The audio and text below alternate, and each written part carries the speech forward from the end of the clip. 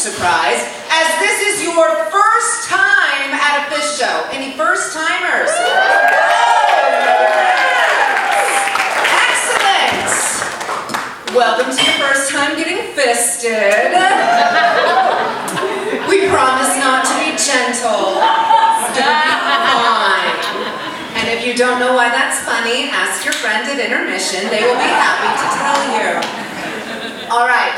So for those of you who are not aware, just need a refresher, we are FIST, that stands for Female with an asterisk, Storytellers, very important asterisk there. So who we are a nonprofit storytelling organization, and our whole mission, our whole shtick, if you will, is to be a platform to uplift the voices and story of women, non-binary, femme, trans members of the greater Tucson community, because we feel that those voices have been actively silenced throughout history and 2026 still very much today, rather unfortunately. So we want to platform the voices and the stories of those people as they have not been given equal credence to. We do this by circulating a theme every month, different theme every month. Tonight you're going to be hearing stories circling around the theme of second time around. So all of the stories that you're going to be hearing is around that theme. We circulate these themes out in the community, and then we invite people from all different walks of life to just send in their stories based on that theme, however it speaks to them. We choose about 5 or 6 brave souls then to get up on stage and, what we say in the storytelling world, speak their truth to power and tell those stories in front of a live audience. As you experienced when you walked in that door there, we charge a $10 admission, and then every month we donate 70% of the ticket sales to a different nonprofit. So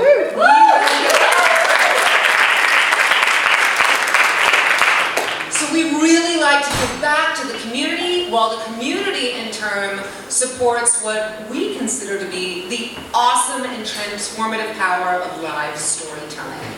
So our beneficiary this month is us. We're keeping our money from this show.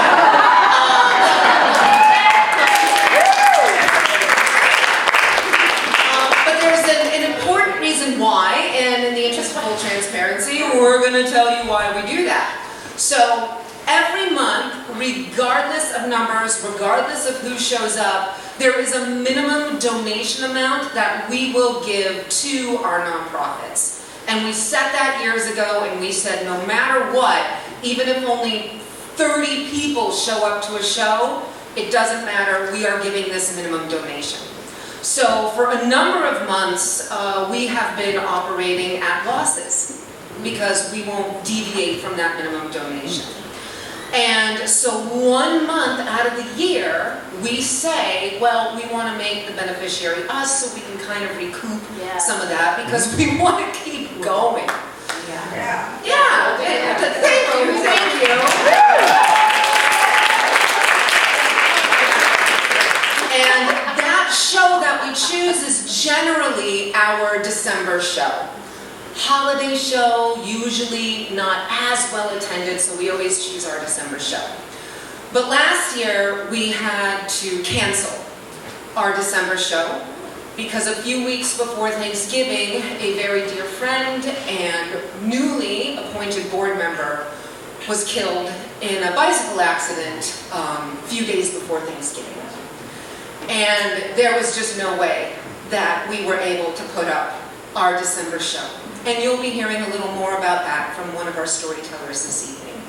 So that is why we took a break, we grieved, we supported our community, while the community supported us, which we are very grateful for. But that is why tonight, coming back, our January show, we are the beneficiaries of our January show, so we can keep supporting the nonprofits that we do in the way we do.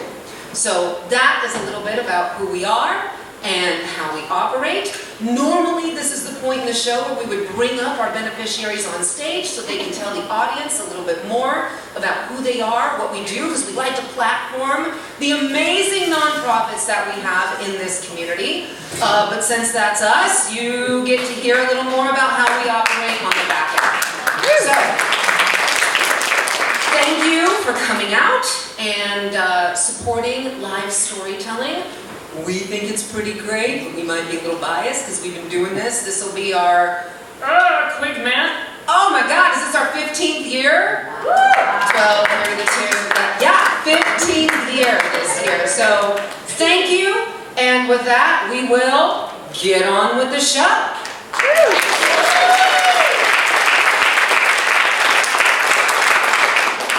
And I'm your first storyteller tonight, so okay, coming onto the stage, not leaving, is me. So,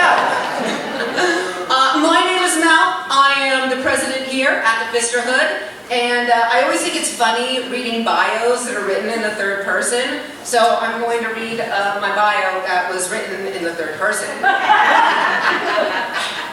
Mel Blumenthal is mostly feral and fully in her honey badger era. That is true. It's very true. She is a financial advisor and relishes in the fact that nobody likes to sit with her at financial conferences. That is painfully accurate. Nobody does. She spends her spare time trying to get her rescue pit bull, aka murder dog, to snuggle with her on the couch with varying success. Also very true, and that is me.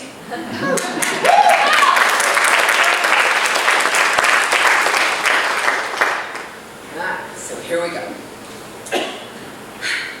It is December 2018, and I am in training. Not for a competition or a marathon or any other such nonsense, but instead in front of plates of tikka masala and curries of all variety.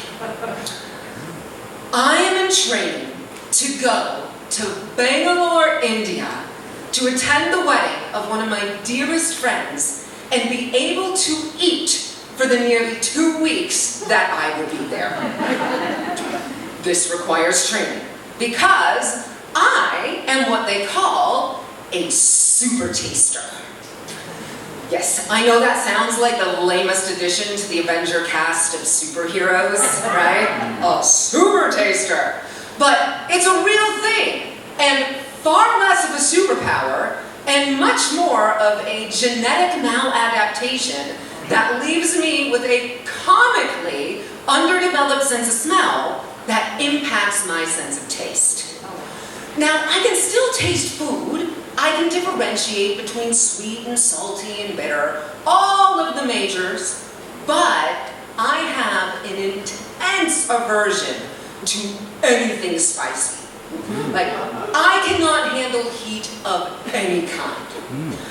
I have often said that living here in the Southwest, I am a complete embarrassment to my region because I genuinely have the palate of a Scandinavian toddler. It's bad. Now, this is not the first time that I have been in training of this nature. The first time is a few years prior when I was going on a trip deep into Mexico with two of my besties, both men who are both from there. I was gently encouraged to build up a bit better of a tolerance because, as they informed me, the salsa that I eat is glorified ketchup. No accommodations were going to be made for me, and, quote, I was going to die.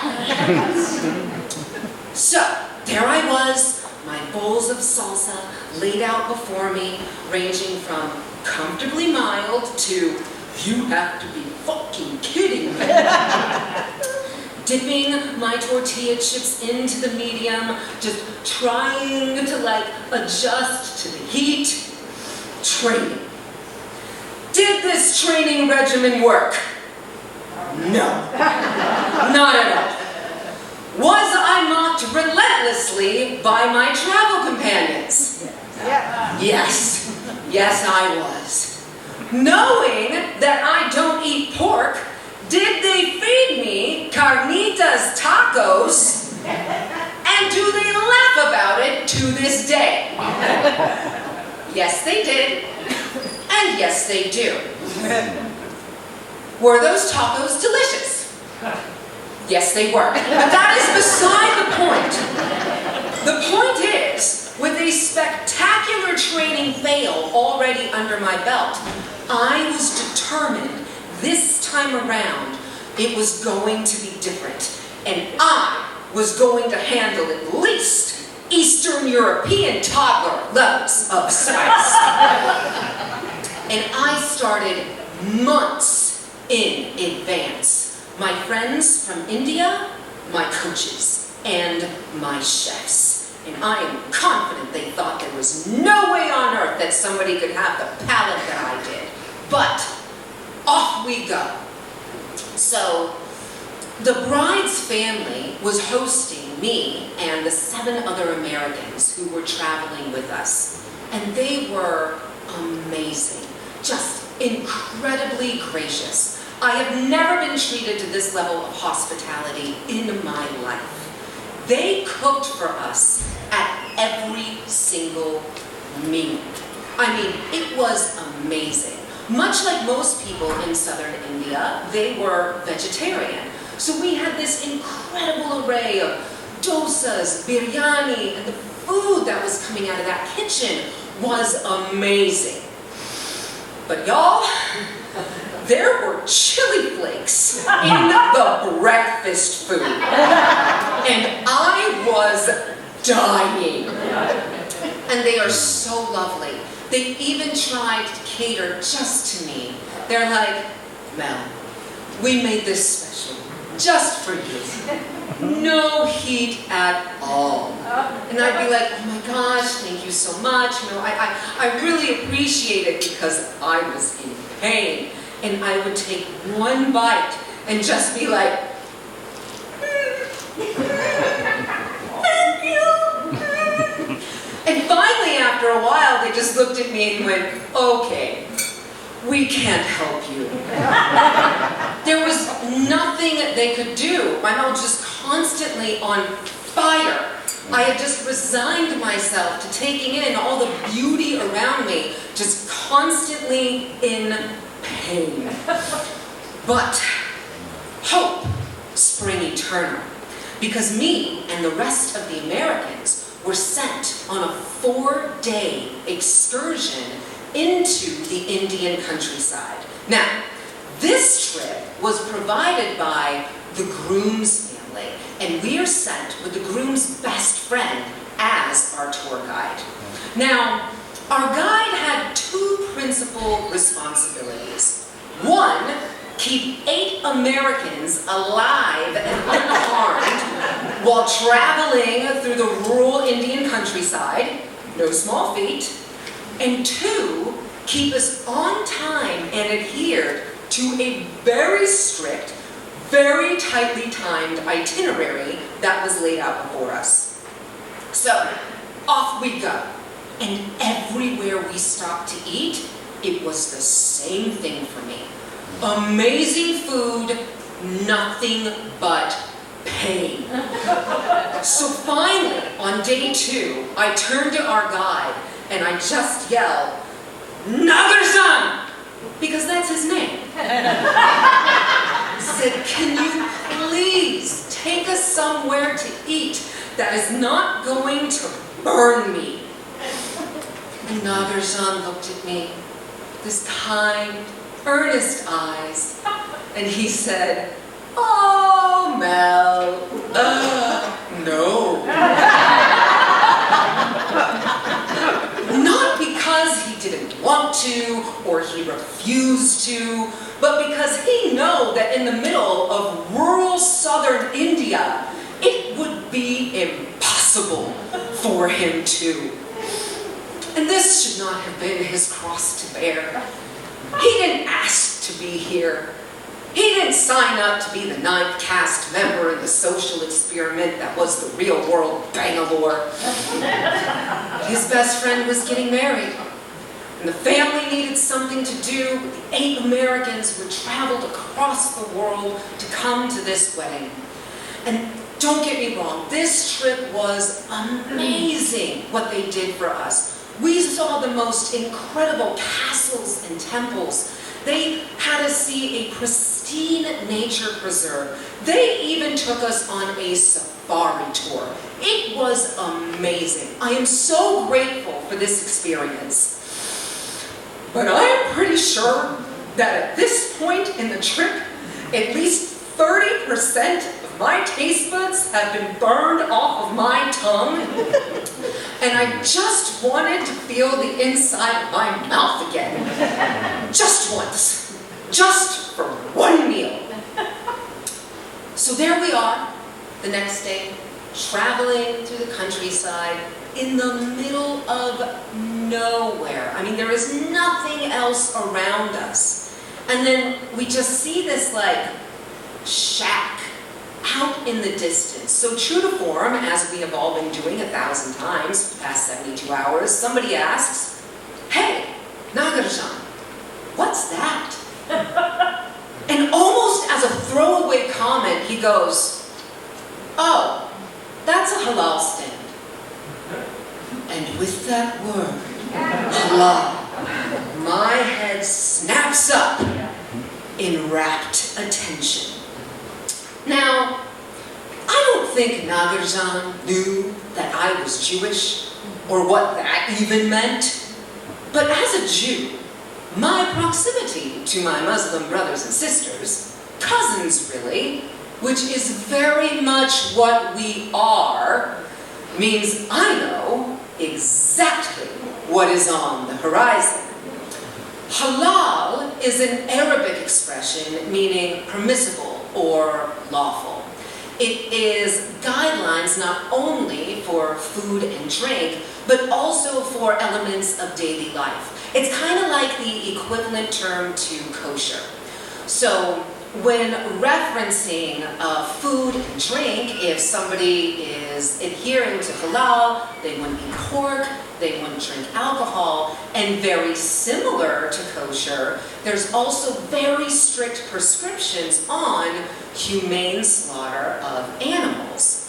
So in knowing this, I know that a halal stand or shop anywhere in the world is the very best place to get meat. 3 realizations come to me in rapid succession. 1, much like my brethren who choose to follow certain dietary restrictions, my Muslim cousins also don't eat pork, which means whatever meat is being prepared behind that stand, I can eat it. Winner, winner. Chicken, cow, sheep, or goat, 2.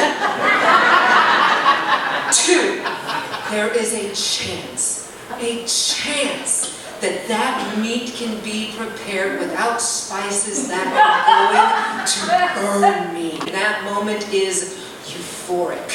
3, an unscheduled stop at a halal stand is not on the itinerary. True, but I know that there is one thing that I can say to a van of 8 Americans who have been fed nothing but vegetarian to get them to collectively stop the van.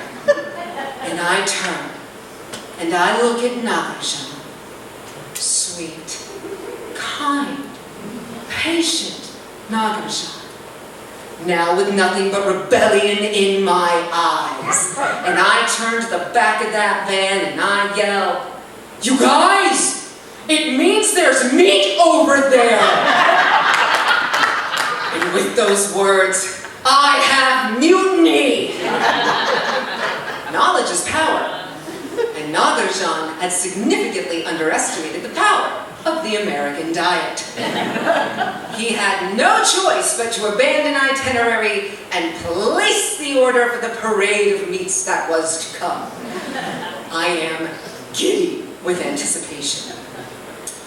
we're sitting at picnic tables outside, and I'm sitting across from my friend Sarah. Now, Sarah does not have the aversion to spicy that I do, but Sarah was born and raised in rural Ohio, so I know that she's hurting a little bit.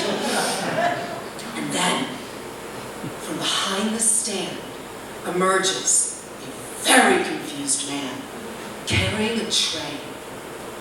On that tray was a single bowl.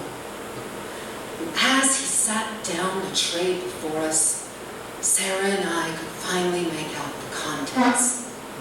A single, shimmering, chopped cucumber with nothing on it. It was beautiful. You have to understand, this is the first raw vegetable that we had seen in almost 2 weeks. Our eyes wide, jaws agape, we quickly dived in. It was cool and bland and barely had any flavor at all. Everything a good cucumber should be. As the water cascaded around my singed mouth, I sat back in pure contentment. And I looked at Sarah across from me with the same expression of joy on her face. She leaned back and she said, "Very few men have ever done what this cucumber is doing to me right now." And I believed her, because I felt it too. That night, the cast of the Real World Bangalore feasted on meats of, I still don't know what kind, but it was delicious. And Sarah and I ate cucumbers, and we did not share them. It was glorious. And to this day, whenever I pass a halal stand, I smile and say a silent thank you to my favorite mutiny meal from a very special trip of so many years ago. And I realized something important, that the training regimen that I did was absolutely, completely useless, and proved to be just as an effort in futility as the first. Because there are some things that no matter how hard you try to remedy, no matter how many times you say, it's going to be different this time around, even with all of the best intentions and the best preparation in the world, it won't do a damn bit of good. There are parts of us that are just always going to be maladjusted. We are who we are, and there's no point in fighting it. You just have to embrace the suck and just learn to take in the beauty around it in spite of it. So as we are happening upon the time of year where it's all about the season of resolutions and self-help, I say to hell with it. To hell with it. Because you know what? To me, black pepper is always going to be spicy. And there's nothing I can do about it. The important thing is to find the people who are going to laugh with you and maybe at you a little bit, love you anyway, and still share the meals with you in spite of it. Thank you. Yeah.